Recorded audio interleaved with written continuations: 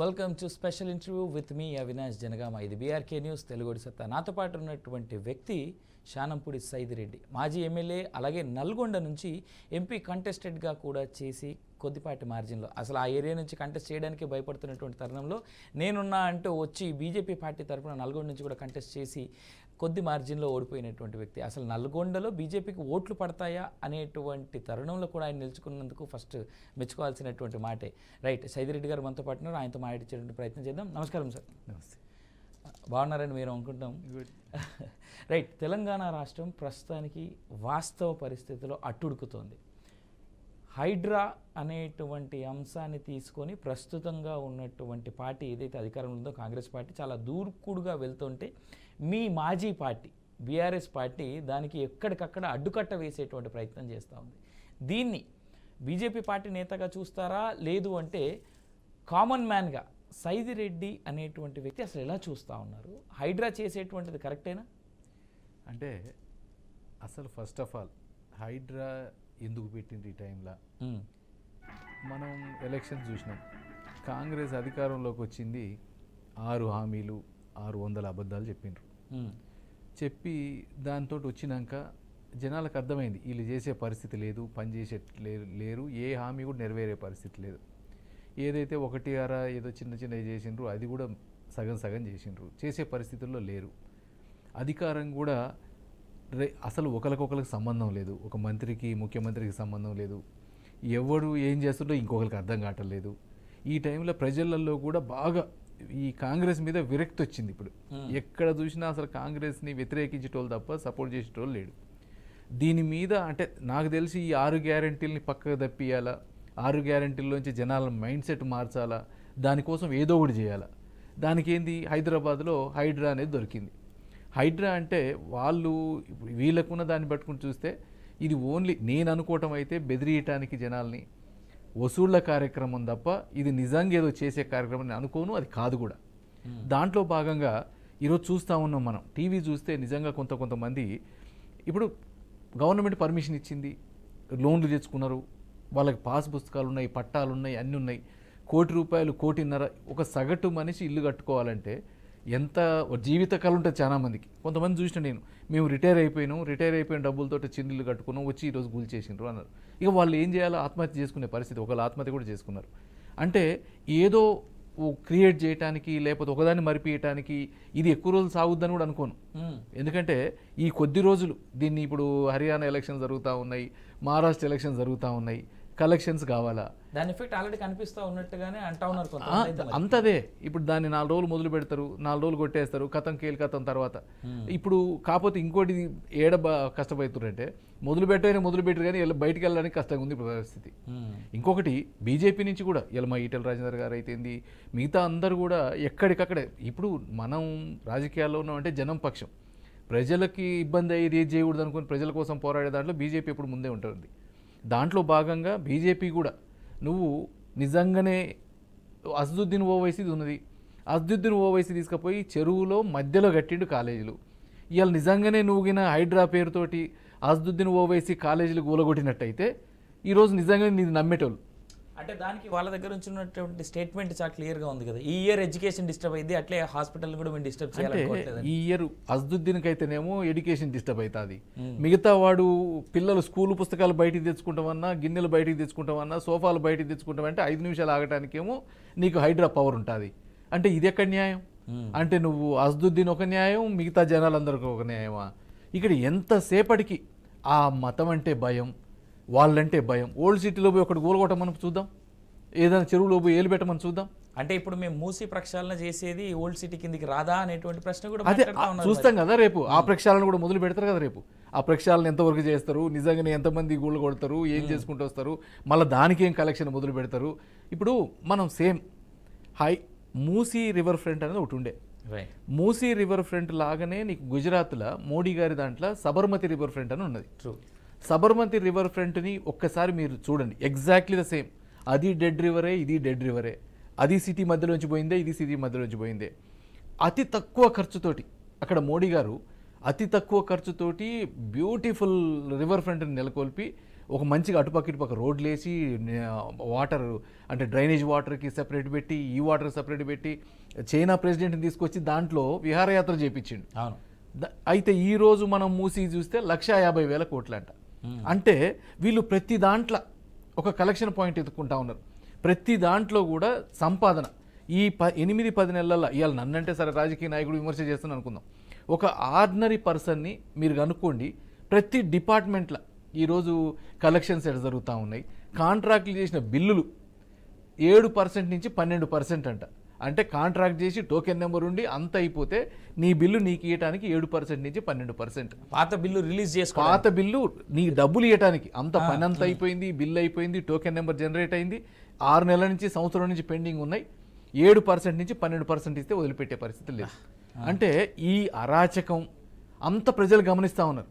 రేపు ఎలక్షన్స్ ఏమన్నా వస్తే కర్రు కాల్చి వాత పెడతారు. ఇంకొకటి భారతీయ జనతా పార్టీ కూడా ఇప్పుడు దీని తరపున ఖచ్చితంగా ప్రజల పక్షాన హైడ్రా మీద అయినా పోరాడతాం. రేపు మూసీ రివర్ ఫ్రంట్ అయినా, మూసీ రివర్ ఫ్రంట్లో అక్రమాలు జరిగినా ఊకునే సమస్య లేదు. ఎందుకంటే 1,500 కోట్లతో నేను చేసిన సబర్మతి రివర్ ఫ్రంట్ ఏంది, నువ్వు చేసే 1,50,000 కోట్లు ఏంది. నీకు ఆ రోజు చెప్పింది ఒకటే, మీరు మూసీ రివర్ని నువ్వు కావాలంటే డెప్త్ చేసి వెడల్పు తగ్గించి పక్కనున్న ప్లాట్లను అటుపక్క రోడ్లు వేసి, ఎందుకంటే సెంటర్ పాయింట్ మంచి ట్రాన్స్పోర్టేషన్ కూడా మంచిగా ఉంటుందనే దాంతో చేసింది. దానికి చేసుకుంటే నువ్వు నిజంగానే చేస్తే చాలా తక్కువతోటి పక్కన ఎక్కడెక్కడ ప్లేసులు ఉన్న కాడ పార్కులు చేయొచ్చు, ఎక్స్ట్రా ప్లేసులు ఉన్న కాడ అపార్ట్మెంట్లకి కట్టుబడికి డబ్బు ఇవ్వచ్చు, ఆ డబ్బులతో నువ్వు చేయొచ్చు. కానీ ఎక్కడ కూడా అది లేకుండా ఇప్పుడు ఒక్కసారి దానికి అసలు ఏది లేదు, దానికి ఒక ప్లానింగ్ లేదు, దానికి ఒకటి ఇంతవరకు ఏది లేకుండా 1,50,000 కోట్లు డిసైడ్.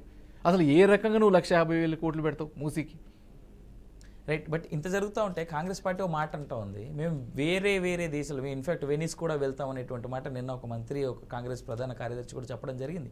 మేము వివిధ దేశాల్లో ఎక్కడెక్కడైతే రివర్ సిటీస్ ఉన్నాయో అవన్నీ తిరిగేసి వస్తాం, దాని తర్వాత మళ్ళీ ప్రాపర్ ప్లానింగ్ మేము ఇస్తాం అనేటువంటి మాట అంటూ ఉన్నారు. అయితే ఈ మూసీ దానికోసం, మూసీ రివర్ డెవలప్మెంట్ కోసం, మూసీ రివర్ బెడ్ దానికోసం ఆల్రెడీ ఎక్కడెక్కడైతే డబుల్ బెడ్రూమ్లు అవైలబుల్లో ఉన్నాయో అక్కడికి వీళ్ళందరినీ షిఫ్ట్ చేస్తూ ఉన్నాం కదా, ఇంకా గొడవ ఎందుకు, వీళ్ళకి ఇల్లు ఇస్తున్నాం కదా పక్కా ఇల్లు అనేటువంటి మాట ఉంటుంది. మరి అంటే ఇప్పుడు ఒకటి, నువ్వు ఇల్లులు కూలగొట్టు, అసలు నువ్వు ఒక్కొక్కడు పట్టాలు ఇచ్చిన దాన్ని లీగల్గా జిహెచ్ఎంసీలో హెచ్ఎండిఏలో పర్మిషన్ తీసుకున్న దాన్ని, నీ పర్మిషన్ నీ లేఅవుట్ల కోసం పర్మిషన్ తీసుకుని కట్టిన వాటిని నీకు కూలగొట్టే హక్కు ఎట్లా ఇచ్చారు నీకు? ఇవాళ నువ్వు వచ్చి నీకు డబుల్ బెడ్రూమ్ ఇస్తాం, ఇది తీసుకుపోయి ఆడ చేర్పిస్తాం అంటే వాడు ₹1,00,000 50 లక్షలు ₹1,00,000 పెట్టి కొనుక్కొని, కొంతమంది పిల్లల పెళ్లి కోసం మన ఒక ఆమె చెప్తా ఉంటే నేను, నా 2 బిడ్డల పెళ్లికి ఉన్నారు, ఈ ప్లాట్ అమ్ముకుంటేనో ఈ ఇల్లు అమ్ముకుంటేనో నేను పెళ్లి చేసే పరిస్థితి ఉంది, ఇవాళ తీసుకొచ్చి కూలగొట్టిండ్రు, నేనేం చేయాలా, ఇవాళ నా పిల్లలు నేను ఆత్మహత్య చేసుకోవాలా తప్ప నువ్వు తీసుకుపోయి డబుల్ బెడ్రూమ్ ఉంటే వాళ్ళ పరిస్థితి ఎట్లయితే? డబుల్ బెడ్రూమ్ నువ్వు కట్టిన దానికి అంటే సరే. నేను అనేది ఏంటంటే ఇంతకుముందు మీ మూసీ దాని కూడా చెప్తున్నా, ఏడనో వెనిస్ పోతా, ఏడనో జోహానస్బర్గ్ పోతా కాదు, నువ్వు అసలు ఉన్నది నీ కళ్ళ ముందు మోడీ గారు కట్టింది గుజరాత్లో ఉంది సబర్మతి రివర్ ఫ్రంట్ అని. ఇలా సేమ్ మూసీకి దానికి తేడానే లేదు. అట్లాంటిది నువ్వు పోయి ఏడబోయి చూసి వచ్చి వాళ్ళు ఎట్లా చేసిరో, రూపాయలలోనే ఉంది కదా, డాలర్లలో కన్వర్షన్ కూడా అవసరం లేదు, యూరోస్లో కన్వర్షన్ అవసరం లేదు, ఈ రూపాయల్లో వాళ్ళు ఎట్లా చేసిరో ఒక పంపించు అక్కడికి. అంతకుముందు అధ్యయనం చేసినారు, అధ్యయనం చేసిన వాళ్ళని పిలిపించి మాట్లాడించు. అంతేగాని మీరు ఎంతసేపటికి బెదిరించి కలెక్షన్ మొదలు పెట్టాలనే కార్యక్రమాలు తప్ప తేపుకో స్కీములు ఎన్నుకోవటం, అంటే ఆ స్కీమ్ కోసం స్కామ్ చేయాలి, అంటే ఈ స్కామ్ కోసమే స్కీములు కాంగ్రెస్లో తప్ప ఏది కూడా జనాలకి సంబంధం ఉన్నది లేదు, జనాలకు పనికొచ్చే పని చేసేది లేదు. రైట్. అయితే ఇక్కడ చాలా ఇంట్రెస్టింగ్గా నిన్న హైడ్రా నుంచి మొదలైనటువంటి వ్యవహారం ఇవాళ పర్సనల్ అటాక్ దాకా వెళ్ళింది. ప్రస్తుత రాజకీయాలు నిజంగా చాలా జుగుప్సాకరంగా ఉంది. తర్వాత ఈ మాట్లాడుతున్నందుకు నిజంగా మాకు కూడా మీడియాగా మేము కూడా చాలా ఇబ్బందిగా ఫీల్ అవుతా ఉన్నాం. నిన్న కొండ సురేఖ గారి కామెంట్స్, మంత్రివర్యులు ఆవిడ చేసినటువంటి కామెంట్స్ కేటీఆర్ పైన, అఫ్కోర్స్ వాళ్ళకి ఏమైనా వైరుధ్యాలు ఉండొచ్చు గాక, మీరు దగ్గరుండి చూసారు ఆల్రెడీ కేటీఆర్ని ఎలాంటి వాడు ఏంటి అనేటువంటిది. అలాగే ఇంతకుముందు కొండ సురేఖ కూడా మీ పార్టీలోనే ఉండింది, మాజీ పార్టీలో, ఇన్ఫ్యాక్ట్ బీఆర్ఎస్ పార్టీలో. సో ఇద్దరిని చూశారు మీరు. ఆ ఇద్దరి మధ్యలో జరుగుతున్నటువంటి ఆ రిఫ్ట్ అసలు ఎక్కడ మొదలైనట్టు, ఇవాళ ఇంత దిగజారుడు కామెంట్స్కి గల కారణాలు ఏంది? ఇప్పుడు ఒకటండి, రాజకీయాలలో ఒకళ్ళ గురించి మాట్లాడేటప్పుడు కానీ, నీ భాష ఉపయోగించేటప్పుడు కానీ, ఫస్ట్ ఆఫ్ ఆల్ నువ్వు ఒక మంత్రికి ఒక ఎంపీ పోయి దండేస్తే, అది కూడా పద్మశాలీలు తయారు చేసిన దాన్ని, ఏదో దండ వేసిన దానికి రకరకాల పోస్టులు పెట్టి, ఆ పోస్టులు పెట్టినప్పుడు నిజంగానే నువ్వు ఒక మాట ఇట్లాంటి పోస్టులు పెట్టడం తప్పు, మీరు ఎట్టి పరిస్థితి ఇట్లాంటి ఊకునే సమస్య లేదు, మీరు ఇట్లాంటి మహిళల్ని మీద అనేవాడిని ఒక మాట అంటే అయిపోయేది. దానికి కేటీఆర్ గారు ఒక మాట అంటాం.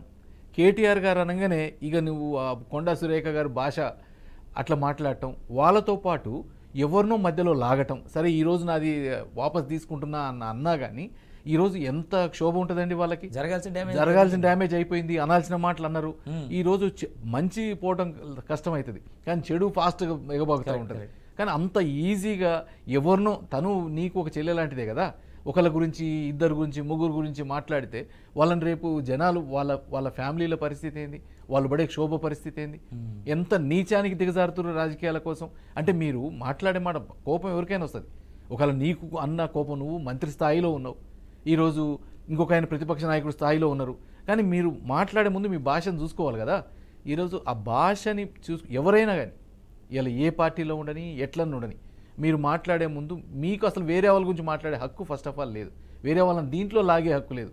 కావాలంటే మీరు పోయి ధర్నా చేసుకోండి, ఆయన ముందు కొట్టుకోండి, లేకపోతే పోయి కోర్టు కేసు వేసుకోండి, కోర్టులలో మీకున్న ఎట్లాగో పొలిటికల్ పవర్ ఉంది, ఇంకేమైనా చేసుకోండి. అంతేగాని మిగతా వాళ్ళని ఒక సినిమా రంగాన్ని దాంట్లో పనిచేసే పాపం జీవితాలు పెట్టిన వాళ్ళని చేసుకుంటే ఎంత బ్యాడ్ అది. Correct, right. సైదిరెడ్డి గారు ఈ మధ్య కాస్త కొత్త రాగం వినిపిస్తూ ఉంది మీ విషయంలో. నేను దానిలోకి వెళ్ళే కంటే ముందు నాకు క్వశ్చన్కి సమాధానం కావాలి. మీది ఒక ఆడియో కాల్ లీక్ అయింది 6 నెలల క్రితం. మీరు ఫోన్ చేసి మీ కార్యకర్తలకి సారీ చెప్పి నేను పార్టీ మారినందుకు ఏమనుకోవద్దు అనేటువంటి మాట. దాంట్లో వాస్తవం ఏంది, అసలు జరిగింది ఏంటి, ఎందుకు మీరు సారీ చెప్పాల్సి వచ్చింది కార్యకర్తలకి? అంటే నేను సారీ చెప్పటం కాదు, ఆ రోజు నేను ఒక మీటింగ్ పెట్టాలనుకున్నా. నేను సడన్గా, అంటే రాజకీయాలలో ఎట్లుంటాయంటే, నేను బయట దాదాపు 20 సంవత్సరాలు బయట నుండి వచ్చిన, నేను ఏదో దేశానికి సేవ చేయాలా అనే ఉద్దేశంతో రాజకీయాల్లోకి వచ్చిన. నాకున్న సిటిజన్షిప్ని, కెనేడియన్ సిటిజన్షిప్ వదులుకొని మళ్ళీ ఇండియన్ సిటిజన్షిప్ తీసుకొని రాజకీయాల్లోకి వచ్చిన. ఫ్యామిలీ అందరినీ కూడా సాక్రిఫైస్ చేయించి ఎట్టి పరిస్థితి మనం చేయాలనుకుని రాజకీయాల్లోకి వచ్చిన. కానీ వచ్చినాక రాజకీయాలు ఇట్లుంటాయి, నీకు పదవుల కోసం అందరూ పైపైన ఒకటవుతారు అని ఇవన్నీ చూసి బాధ అయింది నాకు. దానికి తగ్గట్టు నేను ఒకటే అనుకున్నా, ఈరోజు మనం దేశానికి సేవ చేయాలంటే భారతీయ జనతా పార్టీలు ఉంటేనే దేశానికి సేవ చేసిన వాళ్ళం అవుతాం. ఎందుకంటే మీరు ఇన్నాళ్ళ చరిత్ర చూడండి, స్వాతంత్రం వచ్చిన దగ్గర నుంచి ఏ ఒక్కళ్ళు దేశభక్తి, దేశం కోసం మాట్లాడిన వాళ్ళు ఎవరు లేరు. ఈరోజు గత 10 సంవత్సరాల చరిత్ర చూస్తే 10 సంవత్సరాలలో ఈరోజు అదే మోడీ గారు, భారతీయ జనతా పార్టీ లేకపోతే మన పరిస్థితి ఎట్లుండేది అంటే భయం అవుతుంది ఈరోజు. అంటే ఇవన్నీ చూసినాక ప్లస్ ఇట్లాంటి రాజకీయాలు కాదు, మనం ఖచ్చితంగా దేశం కోసం చేయాలంటే భారతీయ జనతా పార్టీ అని నేను ఆ రోజు సడన్గా, ఈరోజు నాకు ఫోన్ వచ్చింది, మీరు రావాలా, బీజేపీ నుంచి పోటీ చేయాలి కూడా, మీరు ఫస్ట్ బీజేపీలోకి రావాలనుకున్నారు. నేను సరే ఏ పదవి అని కాదు, ఖచ్చితంగా దీంట్లో పనిచేద్దాం అనుకున్నా. ఈలోపు మీరు పోటీ చేయాల్సి వస్తుందని చెప్పిండ్రు. సరే రాజకీయాలన్నప్పుడు పోటీ చేయాల్సిందే, చేసిన నేను సడన్గా మా దగ్గర ఏంది, నన్ను నమ్ముకొని రాజకీయాల్లోకి వచ్చిన వాళ్ళు ఉన్నారు. నేను హుజూర్నగర్లో టీఆర్ఎస్లోకి పోకముందు ఒక్క టీఆర్ఎస్కి ఒక సర్పంచ్ లేడు, ఒక ఎంపీటీసీ లేడు. నేను పోయినాకనే పార్టీని బిల్డ్ చేసుకున్నాను. ఇన్ఫాక్ట్ హుజూర్నగర్లో మీ విజయం చాలా అనూహ్యం, అక్కడ అసలు ఎవరు ఎక్స్పెక్ట్ చేయరు. అయితే నేను దాన్ని సొంతంగా పర్సనల్గా చేసుకుంటూ, సరే ఆ రోజు అధికార పార్టీ పవర్ ఉన్నా దాన్ని చేసుకుంటూ వచ్చినాం.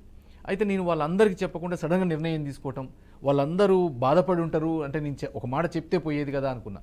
దానికోసం నేను ఫోన్ చేసిన, అందరికీ కాన్ఫరెన్స్ కాల్ చేసిన. ఇట్స్ పబ్లిక్ కాల్, అరౌండ్ 4000 మా అప్పట్లో పార్టీ వర్కర్స్ 4000 మందికి కాన్ఫరెన్స్ కాల్ చేసిన.